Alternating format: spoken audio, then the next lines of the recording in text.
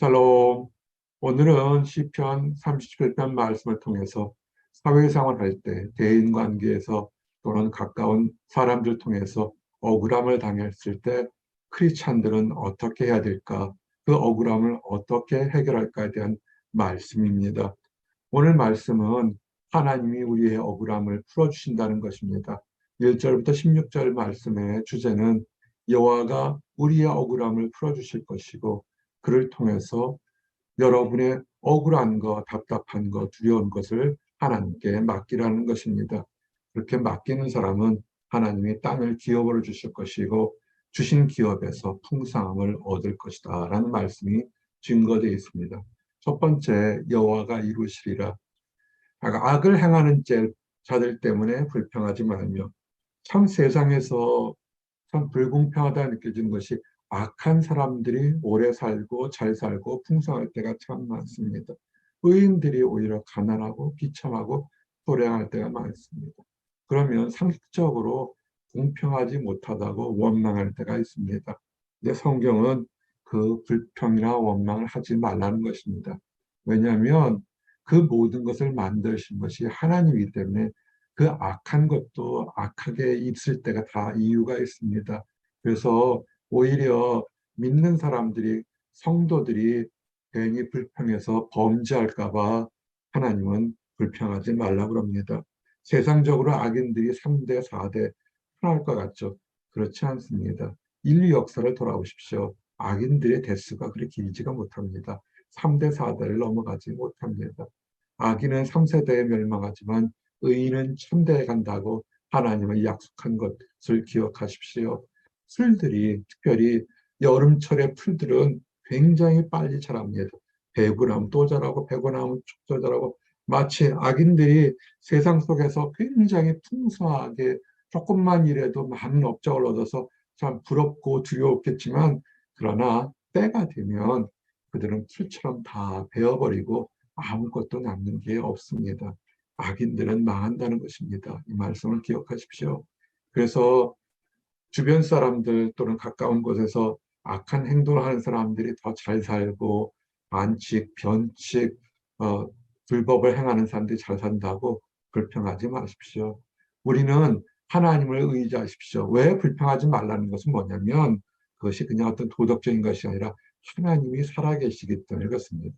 하나님이 살아계시기 때문에 그 악인들은 심판할 거고 오히려 우리는 그 악인들 때문에 괜히 옆에 있다가 불평하는 것 때문에 우리도 그 우리의 선함을 해방당하지 않을 거라 하지 말라는 것입니다.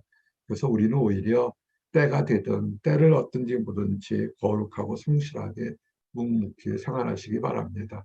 그래서 이렇게 묵묵히 생활하게 하고 불평하지 않는 것. 직장 내에 못된 사람들 많아요. 가까운 곳에 못된 사람들 참 많습니다. 어떻게 입만 열리면 상대방의 가슴이 아프게 할 때 많습니다. 신뢰하십시오. 하나님이 알아서 심판하십니다. 그래서 뭐냐면 신뢰한다는 것은 하나님을 기뻐하는 것입니다. 내가 세상에서 많이 갔든 적다든 하나님이 계시니까 나는 세상을 보지 않고 하나님을 보고 기뻐하는 것입니다. 그럴 때 여러분의 소원은 때가 되면 이루어집니다. 여호와께 맡기라. 늘 성경은 하나님을 신뢰하면 맡기라고 이렇게 이어져 있습니다. 여러분의 인생의 길을 맡기십시오. 어떤 사람은 대충 했는데도 참 막 고속도로에 달리는 것처럼 그냥 쭉쭉 뻗어나가는 사람이 있습니다. 어떤 사람은 돌계단을 올라가는 것처럼 한 걸음 한 걸음 올라갔다가 또 다시 내려오고 올라갔다 내려오고 힘들 때 많습니다. 그러면 우리들은 이렇게 원망할 수밖에 없죠. 왜 나는 이렇게 힘듭니까? 왜 내게만 이런 일이 있습니까? 왜 나만 미워하십니까? 그런 말씀 하지 마시고 힘든 거 압니다. 어려운 거 알고 답답한 거 압니다. 그러나 꼭 좋을 때만 하나님께 맡기는 것이 아니라 힘들고 어렵고 앞날을 알아보지 못할 때도 하나님께 우리의 인생의 길을 맡기십시오. 하나님께 인생의 길을 맡기면 하나님께서 우리의 인생의 길을 인도하신다고 정확하게 기록되어 있습니다. 우리가 하나님께 맡기면 우리의 길을 정오의 빛처럼 환하게 인도하실 겁니다. 현대 세상이 무엇입니까? 내일을 알지 못하기 때문에 자신의 판단과 경험으로 이리 갔다 저리 갔다 잠깐 반짝하는 것 같지만 쓰러지는 것들을 너무 많이 보게 됩니다. 세상을 잘 본다 할지라도 하나님께서 부르신 분도 하나님이시니까 앞으로도 인도하실 거라는 확신을 갖게 되면 때마다 사람도 붙여주실 거고 때마다 좋은 교훈도 주실 거고 때마다 좋은 동역자를 보내주실 겁니다. 아니면 하나님께 직접적인 강권적인 역사가 여러분에게 주실 것입니다. 하나님을 믿으시기 바랍니다. 그래서 불평 대신에 잠잠히 묵상하며 하나님 감사합니다 하면서 하나님께서 고쳐주실 것이고 하나님께서 베풀어 주실 것이고 하나님께서 인도해 주실 것을 생각하면서 믿고 기다리기를 원합니다. 자기 뜻대로 막 형통하려고 나가는 사람, 그 사람이 오히려 회마하고 넘어지는 것을 보게 될 것입니다. 그래서 우리는 입술로 마음으로 범죄하지 마시고 불평하지 마시고 기다리십시오. 늘 얘기 드리지만 귀한 음식, 비싼 음식을 먹는 것이 행복한 것이 아니라 가난하더라도 라면 하나를 먹더라도 좋은 사람과 같이 먹을 때 기쁜 것처럼 하나님이 우리와 함께 계시잖아요. 지금 내 상태가 힘들고 어렵다 할지라도 이 세상 어떤 것보다 귀하고 아름다운 하나님이 가장 그립고 사랑하는 하나님이 우리와 함께 계심을 믿으시고 불평하지 마시고 참고 기다리시기 바랍니다. 그러면 땅을 주실 거라고 합니다. 땅은 뭡니까? 기업이죠. 생육하고 번성하라 창세기 1장의 축복처럼 우리가 원하는, 우리가 소망하는 것이 학자의 길이든 가정의 길이든 사업의 길이든 다양한 인생의 길에서 하나님께서 그곳에 땅을 차지할 지혜와 능력과 기회와 환경을 열어주신다는 것입니다.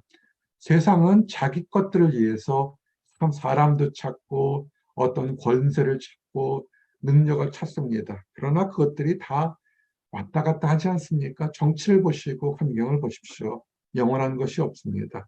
그러나 하나님께 소망을 두는 사람은 하나님께서 인도하신다 약속했습니다. 악인들이요, 악인들이 잘하고 잘 사는 것 같고 통하는 것 같지만 인류 역사를 돌아보십시오. 그 악인들이 어디 있습니까? 사라졌습니다. 하나님을 믿는 사람들만 살아남습니다. 아무리 잘 먹고 잘 살아도 더러운 이름으로 기록되는 것보다 무명하다 할지라도 하나님 안에서 소망을 가지고 거룩하게 산 의인들이 더 기억될 거라고 봅니다. 온유한 자, 그래서 하나님께 소망을 둔 사람은 땅을 축복으로 받습니다.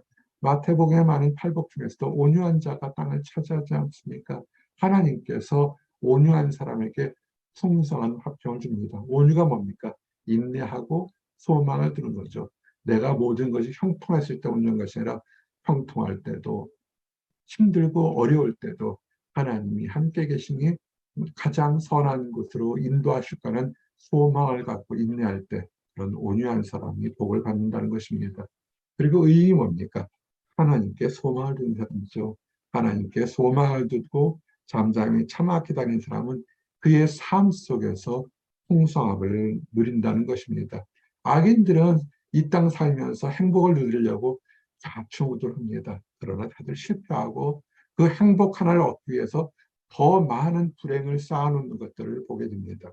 그러나 우리 하나님을 믿는 백성들은 하나님께서 인도하실 거고 악한 사람들은 의인을 해치려고 노력하지만 그것 또한 하나님께서 지켜주시고 보호하십니다. 악한 사람들이 의인을 넘어뜨려 할 때 하나님은 그 계획을 하시고 비웃으십니다. 그래서 그들에게 심판의 날이 있음을 알고 그들이 두려워할 것입니다.